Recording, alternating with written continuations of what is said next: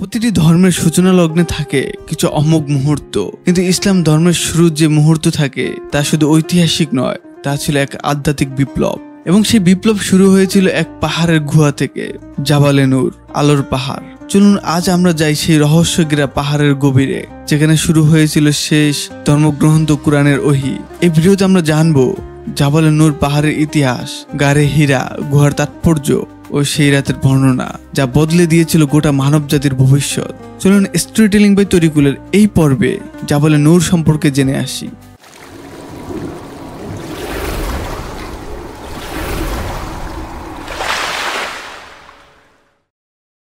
মক্কার চারপাশে ছড়িয়ে আছে বহু পাহাড়, কিন্তু তার মাঝে এক পাহাড় যেন অন্যরকম। তার নাম জাবালে নূর। আরবিতে জাবাল মানে পাহাড় আর নূর মানে আলো।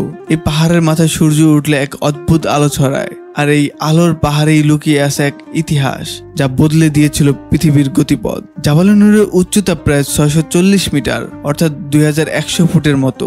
এই পাহাড়ে উঠতে লাগে 1200 এর বেশি ধাপ। তবে সেই কষ্ট তখনই সার্থক হয় যখন আপনি পৌঁছান সেই ছোট্ট গুহাটিতে, যাকে বলে গারে হীরা গুহা। এই গুহাটি বড় নয়, মাত্র 4 হাত লম্বা ও 2 হাত চওড়া। একসাথে 5 থেকে 6 জনের বসার মতো জায়গা। কিন্তু এত ছোট্ট একটি স্থান থেকে সৃষ্টি হয়েছিল বিশ্বের সবচেয়ে বড় ধর্মীয় আন্দোলনের। হযরত মুহাম্মদ সাল্লাল্লাহু আলাইহি সাল্লাম প্রায়শই উঠে আসতেন এই পাহাড়ে। মানবতার অধঃপতন, মূর্তি পূজা, নারী নিপীড়ন, সমাজে অন্যায় সব দেখে তার মন ছিল বিষণ্ণ। এই গুহায় বসে তিনি ধ্যান করতেন, চিন্তা করতেন, সৃষ্টিকর্তার দিকে মনোনিবেশ করে। কত রাত, কত দিন তিনি একাকিত্বে কাটিয়েছেন এখানে তা কেউ জানে না। হিজরি বর্ষপূর্ব 13 বছর, খ্রিস্টাব্দ 610 সাল, রমজান মাস, এক মহিমান্বিত রাত। হযরত মুহাম্মদ সাল্লাল্লাহু আলাইহি সাল্লাম তখন গারে হীরায় ধ্যানরত। হঠাৎ তিনি শুনতে পেলেন এক অদ্ভুত কণ্ঠস্বর, ইকরা, পড়ো। তিনি ভীত হয়ে বললেন, আমি তো পড়তে পারি না। তখন সেই কণ্ঠস্বরের মালিক জিব্রাইল আলাইহিস সালাম তাকে জড়িয়ে ধরে আবার বললেন, ইকরা বিসমি রাব্বিকাল্লাযী খলাক, খলাকাল ইনসানা মিন আলাক, ইকরা রাব্বুকাল আকরাম, আল্লাযী আল্লামাহুল বিল কলম, আল্লামাল ইনসানা মা লাম ইয়ালাম। পড়ো তোমার প্রভুর নামে, যিনি সৃষ্টি করেছেন। তিনি মানুষ সৃষ্টি করেছেন জমাট রক্ত থেকে। পড়ো তোমার প্রভুর অত্যন্ত দয়ালু, যিনি কলমের মাধ্যমে শিক্ষা দিয়েছেন। তিনি মানুষকে শিখিয়েছেন যা সে জানত না। এই ছিল কুরআনের প্রথম ওহী, এবং এখান থেকে শুরু হয়েছিল বিশ্বের সর্বশেষ নবী সাল্লাল্লাহু আলাইহি সাল্লামের নবুয়তের যাত্রা। এই মুহূর্তের পর নবী করিম সাল্লাল্লাহু আলাইহি সাল্লাম বিধ হয়ে মক্কায় ফিরে যান। বলেন তার প্রিয় স্ত্রী হযরত খাদিজা রাদিয়াল্লাহু তাআলা আনহুকে, আমাকে চাদর দিয়ে ঢেকে দাও, আমি কাঁপছি। খাদিজা রাদিয়াল্লাহু তাআলা আনহু ছিলেন প্রথম ব্যক্তি যিনি তার নবুয়তের বিশ্বাস করেন। তারপর শুরু হয় এক দীর্ঘ কঠিন পথ, মানুষের কাছে সত্যের আহ্বান পৌঁছে দেওয়া, তীব্র নির্যাতন, বর্জন, হিজরত।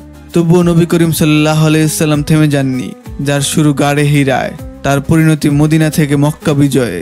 একজন অশিক্ষিত মানুষ যে সমাজকে শিক্ষার, ন্যায় বিচারের এবং মানবতার আলোকবর্তিকা বানিয়ে দেন, সেটাই ইসলামের আলৌকিকতা। আজও জাবালে নূর পাহাড়ে প্রতিদিন হাজারো মানুষ যান, তবে হজের অংশ নয় এটি। তবুও ইসলামের ইতিহাস ও আধ্যাত্মিক অনুভবের জন্য অনেকে যান গারে হীরা গুহা দেখতে।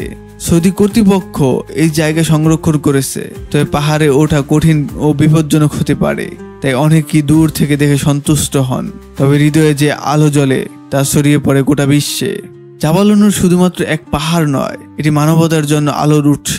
এটি প্রমাণ যে একাকিত্ব, ধ্যান আর প্রভুর প্রতি সম্পূর্ণ আত্মসমর্পণ কিভাবে এক মহাবিপ্লবের সূচনা ঘটাতে পারে। হযরত মুহাম্মদ সাল্লাল্লাহু আলাইহি সাল্লামের জীবন আমাদের শেখায়, যদি নীতি, ধৈর্য ও বিশ্বাস থাকে, তাহলে একটি গুহাও পৃথিবী বদলে দিতে পারে। বন্ধুরা, জাবালে নূরের এই ইতিহাস যদি আপনার হৃদয় ছুঁয়ে যায়, তাহলে লাইক দিন, শেয়ার করুন আপনার প্রিয়জনের সঙ্গে, এবং আমাদের চ্যানেলটি সাবস্ক্রাইব করতে ভুলবেন না। আল্লাহ হাফেজ।